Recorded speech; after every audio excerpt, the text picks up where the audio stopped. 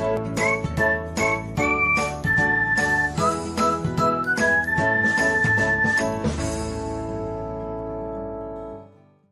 everyone, welcome back to another episode of Technologyglance.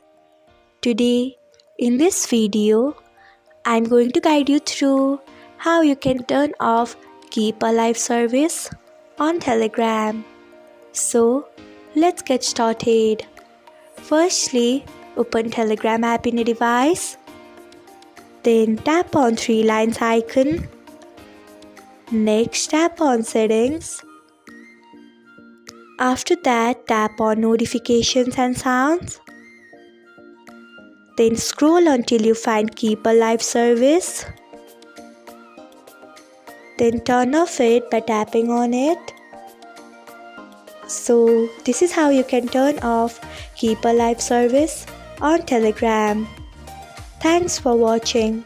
If you found this guide helpful, we would love it if you hit the thumbs up button below. We upload great new tech tutorials like this one every day, so do not forget to subscribe to our channel and hit the bell icon so that you'll never miss another update.